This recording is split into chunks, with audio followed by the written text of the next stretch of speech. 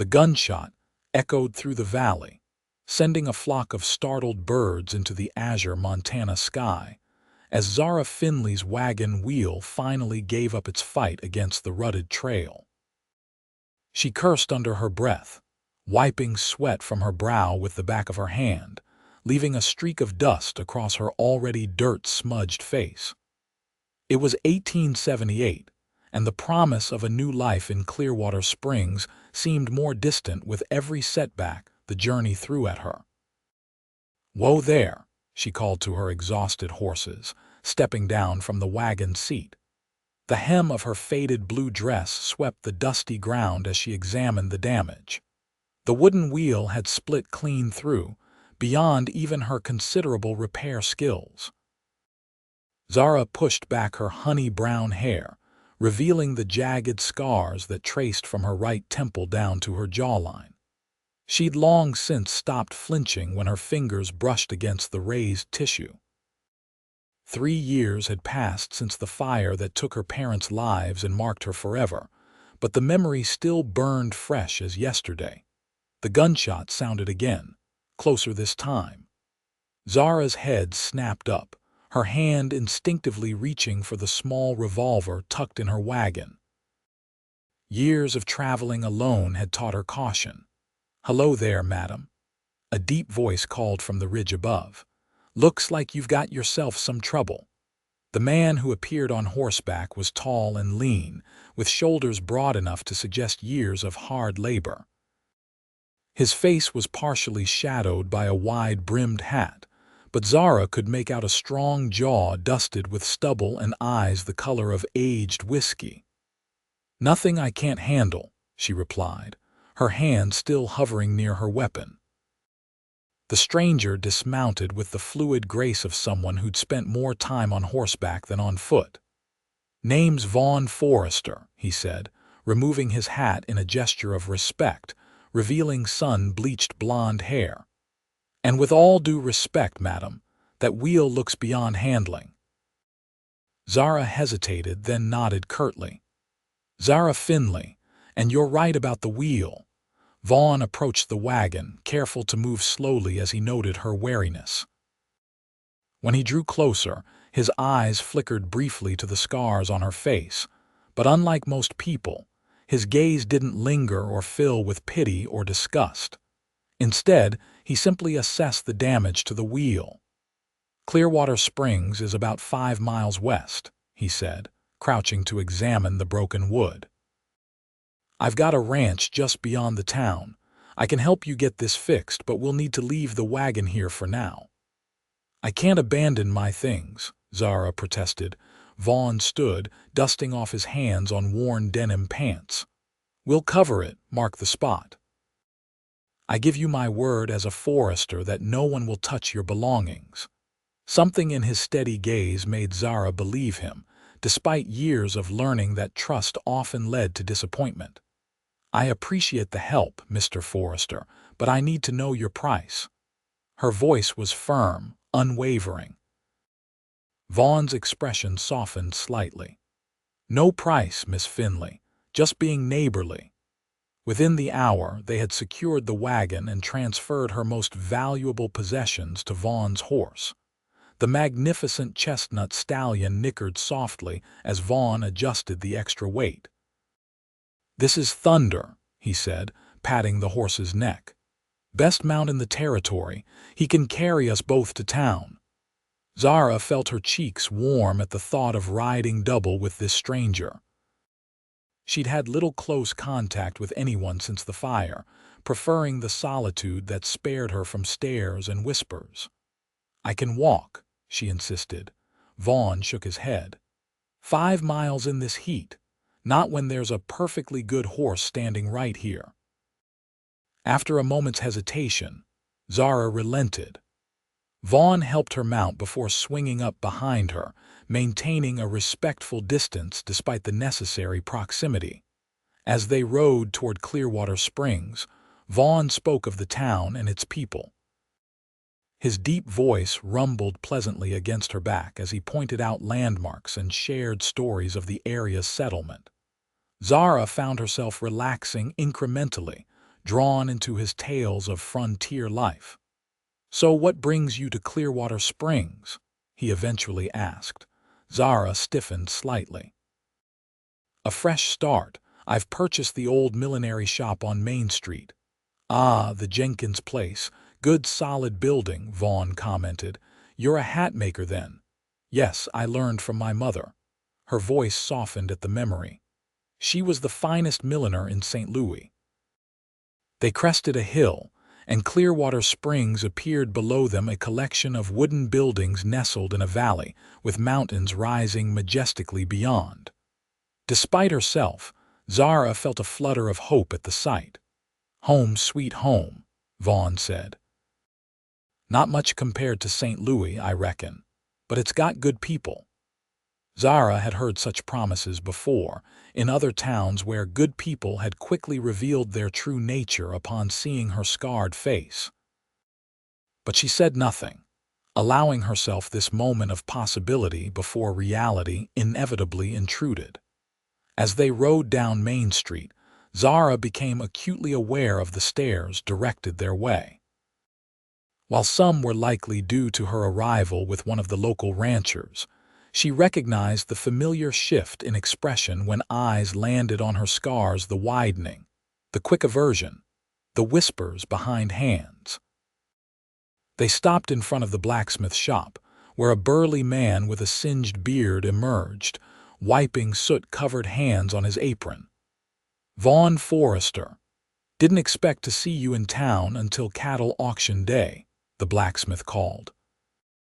"Found a neighbor in need, Harold," Vaughn replied, dismounting before reaching up to help Zara down. "Miss Finley's wagon broke about 5 miles east. Needs a new wheel." Harold's gaze shifted to Zara, and she watched the familiar sequence of expressions cross his face as he noticed her scars. "Miss," he acknowledged, his eyes quickly darting away. "I'll pay well for quick work," Zara said, her voice deliberately businesslike. Harold nodded. "I can have someone fetch the wagon today. Repair might take a couple days, though." "Miss Finley's the new owner of the Jenkins Millinery," Vaughn explained. "Would be good to help her get settled proper." "Oh, you're the one who bought old Eliza's shop," Harold said, his demeanor warming slightly. "My wife's been wondering when we'd get a proper hat maker again." As they spoke, a small group of townspeople had gathered, drawn by the arrival of a stranger. Zara felt the weight of their curious stares, heard the murmured comments. A woman in a fine green dress leaned toward her companion, whispering something that made both of them titter behind gloved hands. Vaughn noticed too. His jaw tightened almost imperceptibly, but he maintained his easy manner. "Miss Finley, let me show you to your shop.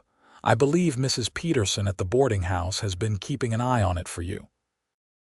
As they walked down the boardwalk, Zara held her head high despite the whispers that followed them. Vaughn matched his stride to hers, occasionally nodding greetings to townspeople who called his name. "Don't mind them," he said quietly. "New faces are rare enough to cause a stir." "It's not my face being new that causes the stir, Mr. Forrester," Zara replied dryly. Vaughn's expression remained unchanged. "They're lost if they can't see past first impressions." They stopped before a narrow building with large front windows. A faded sign reading Jenkins Millinery hung above the door. Despite its neglected appearance, Zara could see the potential in the space, the good light, the central location. "Here we are," Vaughn said, producing a key that Mrs. Peterson had apparently entrusted to him. "Your new beginning." The door creaked as it opened, revealing a dusty interior with empty display shelves and a long wooden counter. Behind it, work tables and storage cabinets waited for an artisan's touch. Zara stepped inside, breathing in the musty air that would soon carry the scent of fabrics, feathers, and her own creations. "It's perfect," she whispered, momentarily forgetting her companion as she envisioned what the space could become. Vaughn watched her with a subtle smile. Needs some work, but it's got good bones. For the next several days, as Zara waited for her wagon to be repaired, she threw herself into renovating the shop. She stayed at the boarding house, where Mrs. Peterson, a plump, chatty widow, tried her best to make Zara feel welcome, despite her obvious discomfort with Zara's appearance. True to his word, Vaughn had arranged for her wagon to be retrieved and repaired. He also appeared each morning, offering assistance that Zara initially refused, but eventually accepted when she realized the enormity of the task before her. "You don't need to keep helping me," she told him on the third day as he repaired a loose floorboard. "I'm sure you have a ranch to run." Vaughn smiled, hammering a nail with practiced efficiency. "My foreman can handle things for a few days. Besides, I'm enjoying the change of pace." Despite her determination to maintain emotional distance, Zara found herself warming to Vaughn's steady presence. Unlike others in town, he never stared at her scars or treated her differently because of them. He was simply there, reliable and undemanding, his quiet strength a comfort she hadn't realized she needed. The whispers continued whenever she ventured into town for supplies. At the general store, she overheard two women speculating about how she'd gotten her disfigurement. One suggested a jealous husband. Another wondered if it was God's punishment for some unnamed sin. Zara had learned to pretend not to hear such talk, but Vaughn, who had accompanied her to carry supplies, had no such restraint. "Ladies," he said, his voice deceptively pleasant as he approached the gossiping women, "if you're so interested in Miss Finley, why not introduce yourselves properly? She's opening a fine millinery that I'm sure would benefit from your patronage." The women flushed crimson, mumbling apologies before hurrying from the store. Zara stood frozen, unused to anyone defending her. "You didn't need to do that," she said as they left the store. "Maybe not," Vaughn replied, "but someone needed to remind them of their manners." That evening, as they worked late installing shelves in the shop, Zara found herself sharing the story of her scars, something she rarely did. "It was a house fire," she said quietly, arranging hat forms on a newly installed shelf. "3 years ago. My parents didn't make it out. I was trying to save my mother when a burning beam fell. The doctor said I was lucky to keep my eye." Vaughn stopped working, giving her his full attention. "I'm sorry, Zara." "The physical pain healed," she continued, surprised by her own openness. "It's the rest that lingers. The way people look at you or don't look at you, the assumptions they make. People fear what reminds them of their own vulnerability," Vaughn said thoughtfully. "It's easier to turn away than to face that mirror." Zara glanced at him, struck by his insight. "Is that why you don't turn away?" Something flickered in Vaughn's eyes, a shadow of old pain. "I've seen enough in my 30 years to know that scars come in many forms. Some are just more visible than others." The week before her grand opening, Zara's newly repaired wagon was delivered with the rest of her belongings. Among them were trunks containing fabrics, feathers, ribbons, and the specialized tools of her trade. As she unpacked, the shop began to transform into a place of beauty and creation. Word of the new millinery spread through town, creating a mixture of curiosity and apprehension. Despite the gossip that followed her, several women had already expressed interest in ordering new hats for the upcoming Founders' Day celebration. Vaughn continued to visit daily, though his assistance was less necessary now. Zara found herself looking forward to his arrivals, the sound of his boots on the boardwalk sending a flutter through her chest that both thrilled and terrified her. "You should come to the Founders' Day dance," he suggested one afternoon as she trimmed a hat with deep blue ribbons that reminded her of the Montana sky. "It would be good for business." Zara's hands stilled. "I don't dance, Mr. Forrester. You could watch then." Meet people under better circumstances than them gawking through your shop window. She shook her head, returning to her work. I've learned that social gatherings only highlight differences. I prefer to let my work speak for me. Vaughn leaned against the counter, watching her nimble fingers work. What if I promise not to leave your side the entire evening? Zara looked up, surprised by the earnestness in his expression. Why would you do that? Because I enjoy your company, Miss Finley, he said simply. And because I think you might enjoy yourself more than you expect. Against her better judgment, Zara found herself agreeing to attend the dance.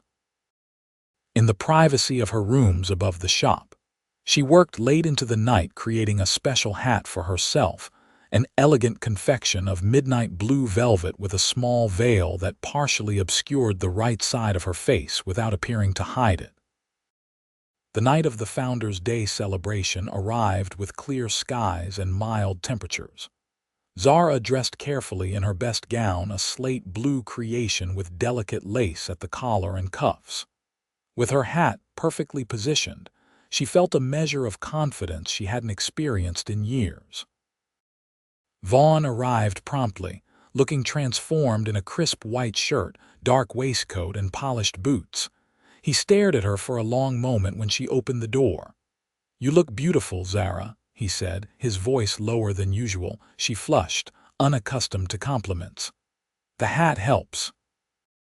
"It's not the hat," he replied with quiet certainty.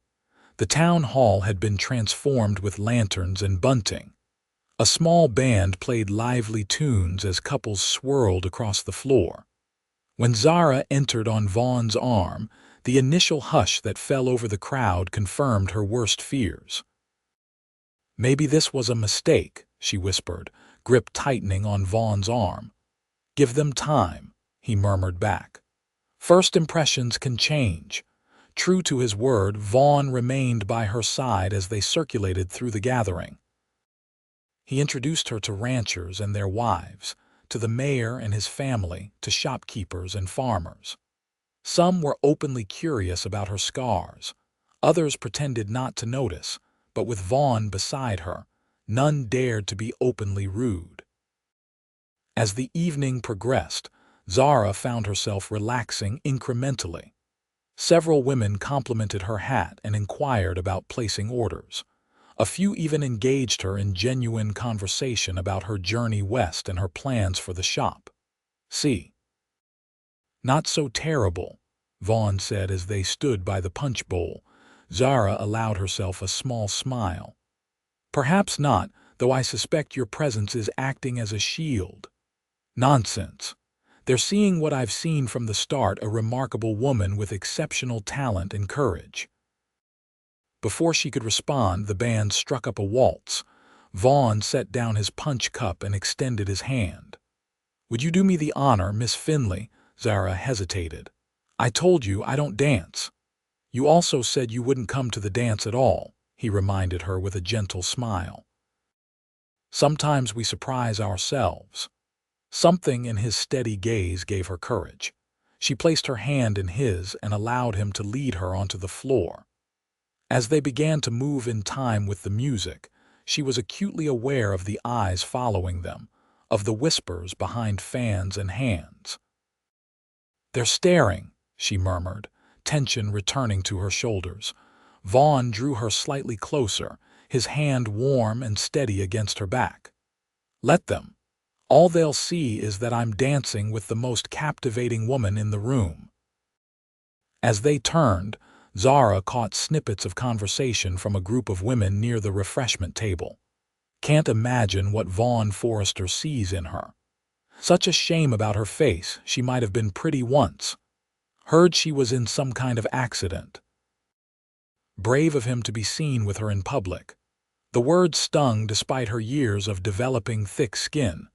She missed a step, her rhythm faltering. Vaughn noticed immediately. "What's wrong?"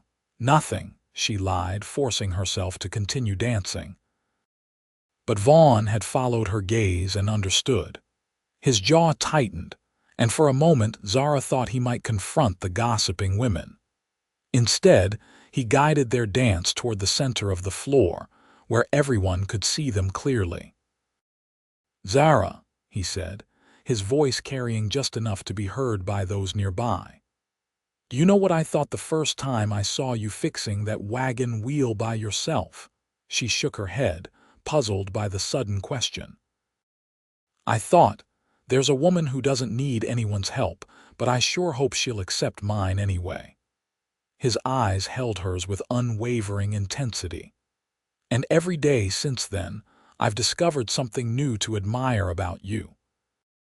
The music continued around them, but Zara barely heard it, captured by the sincerity in Vaughn's expression. "You don't need to say these things," she whispered. "I'm not saying them because you need to hear them," he replied. "I'm saying them because they're true." The dance ended, but Vaughn didn't release her hand. Instead, he led her toward the doors opening onto a small garden behind the town hall. Away from the crowd, the night air was cool and refreshing, scented with late summer flowers. "I apologize if I embarrassed you," Vaughn said as they walked along a gravel path. "You didn't," Zara assured him. "I'm just not accustomed to kindness without motive." Vaughn stopped walking, turning to face her fully in the silver moonlight. "I do have a motive, Zara," her heart stuttered. "Oh, I care for you," he said simply. "More than I expected to care for anyone again." Zara's breath caught in her throat. Part of her wanted desperately to believe him, while another part, the protective shell she'd built around herself, warned against such vulnerability. "You barely know me," she said. "I know enough," Vaughn countered. "I know you're strong and determined. I know you have talent and vision.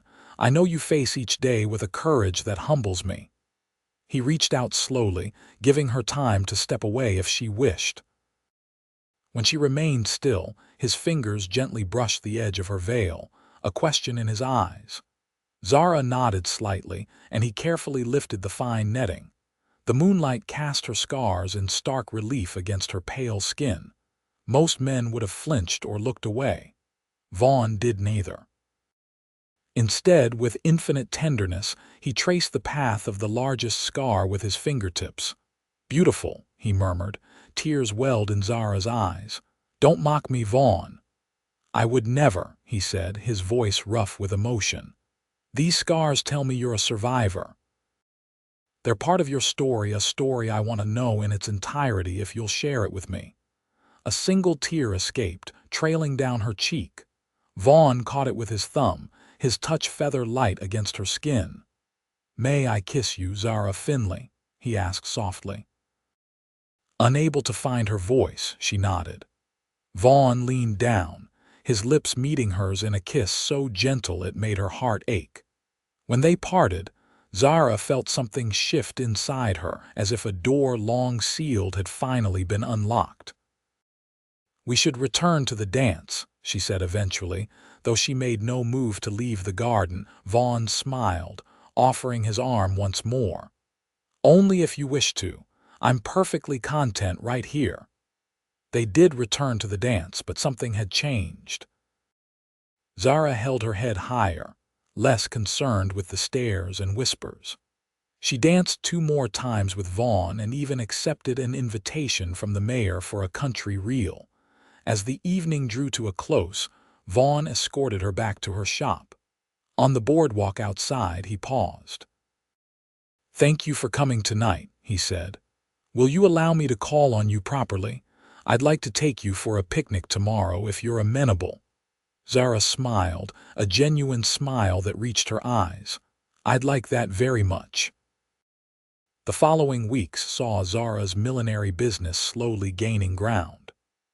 After the Founders' Day dance, several prominent women in town made a point of visiting her shop, either out of genuine interest or simply not wanting to be left out of the latest fashion trends. Vaughn called on her regularly, sometimes bringing small gifts, wildflowers from the prairie, a particularly beautiful feather he'd found, once even a bolt of exquisite silk he'd ordered from San Francisco. Their courtship progressed with a measured pace that respected Zara's need for caution while nurturing the deepening feelings between them. On a crisp autumn day, Vaughn arrived at the shop with thunder saddled and provisions packed for a day trip. "I want to show you something," he said, his expression boyishly excited. They rode double, Zara comfortable now with the closeness of his body behind hers. He guided Thunder away from town and up into the foothills, following a trail that grew increasingly narrow as they climbed. "Where are we going?" Zara asked as they passed through a stand of aspen trees, their leaves golden in the autumn light. "A special place," Vaughn replied cryptically. "My father showed it to me when I was a boy, said it was where he proposed to my mother." Zara's heart quickened at the implication, but she said nothing, focusing instead on the beauty of the landscape unfolding around them. After an hour's ride, they emerged from the trees onto a natural plateau overlooking the valley. Clearwater Springs was visible in the distance, a cluster of buildings nestled by the river that gave the town its name. Beyond stretched the vast Montana landscape, rolling plains, distant mountains, and endless sky. "It's breathtaking," Zara said as Vaughn helped her dismount. "This is my favorite place in the world," he replied, spreading a blanket on a flat rock warmed by the sun. "I come here when I need to think or when I have important decisions to make." They shared a simple meal of bread, cheese, and dried fruit, talking easily about everything and nothing. As they finished, Vaughn grew uncharacteristically quiet. "What's on your mind?" Zara asked, recognizing the thoughtful expression that had settled on his features. Instead of answering directly, he took her hand in his. "When I first saw you on that trail, struggling with your wagon wheel, I admired your determination. When I saw how you handled the stares and whispers in town, I admired your dignity. When I watched you build your business despite every obstacle, I admired your perseverance." He paused, his thumb tracing circles on the back of her hand. "But it wasn't admiration that made me seek your company day after day. It was something deeper, a recognition that in you, I'd found someone who understands that life's hardships shape us but need not define us." From his pocket, Vaughn withdrew a small wooden box, intricately carved with a pattern of interlacing leaves. "My father made this for my mother." Inside was the ring that had belonged to his mother and her mother before her. Zara's breath caught as he opened the box, revealing a delicate gold band set with a single pearl surrounded by tiny diamonds. "I know we haven't known each other long by some standards," Vaughn continued, his voice steady despite the emotion evident in his eyes. "But I'm certain of my feelings. I love you, Zara Finley, scars and all, though to me, they're simply part of the remarkable woman you are." He slid from the blanket onto one knee, still holding her hand. "I'm asking if you'll do me the extraordinary honor of becoming my wife. Not because either of us needs completing, but because together, I believe we could build something beautiful." Tears blurred Zara's vision as she looked at this man who had seen beyond her scars to the woman beneath. For 3 years, she had believed such happiness was beyond her reach, that the best she could hope for was independence and the quiet dignity of self-sufficiency. "Vaughn," she began, her voice trembling slightly. "When I came to Clearwater Springs, I was looking for a place to exist without constant judgment. I never expected to find someone who would truly look at me and see beauty." She squeezed his hand. "Yes, yes, I will marry you." Vaughn's face transformed with joy as he slipped the ring onto her finger. Then he was gathering her into his arms, his kiss full of promise and passion. Their wedding took place that December in the small church in Clearwater Springs. To Zara's surprise, nearly the entire town attended. Mrs. Peterson helped her prepare, fussing over her dress and hair with maternal affection. Even the women who had once whispered behind their hands now offered congratulations, seemingly won over by the obvious devotion between the bride and groom. For her wedding day, Zara created a special hat with a delicate lace trim that complemented rather than concealed her scars. As she walked down the aisle toward Vaughn, she held her head high, no longer defined by the marks of her past, but by the love that had given her a new future. The following spring found them settled at Vaughn's ranch, though Zara maintained her millinery in town, traveling in several days a week to fulfill orders and enjoy the social connections she had gradually formed. The shop had flourished, her reputation for exceptional craftsmanship spreading beyond Clearwater Springs to neighboring towns. On a warm evening in May, they sat on the porch of their ranch house, watching the sunset paint the sky in spectacular hues of pink and gold. Vaughn's arm was around her shoulders, her head resting comfortably against him. "I have news," Zara said, a smile playing at her lips. Vaughn looked down at her, eyebrows raised in question. She took his hand and placed it gently over her stomach. "Come November, our family will be growing." Joy bloomed across Vaughn's face as the meaning of her words registered. He pulled her into a tender embrace, his hand still cradling the place where their child grew. "Are you happy?" he asked, his voice thick with emotion. Zara touched his face, her fingers tracing the lines that laughter had begun to etch around his eyes. "Happier than I ever believed possible." As the sky darkened and stars appeared one by one above their home, Zara reflected on the journey that had brought her here. From the tragedy that had scarred her body and spirit to the unexpected love that had healed her heart, she had traversed a path as winding and challenging as the Montana trails themselves. The scars remained, physical reminders of all she had survived. But now, in the arms of a man who saw beauty where others saw only damage, those marks had become something different, a testament to resilience, to courage, to the capacity of the human spirit to rise from ashes and find love again.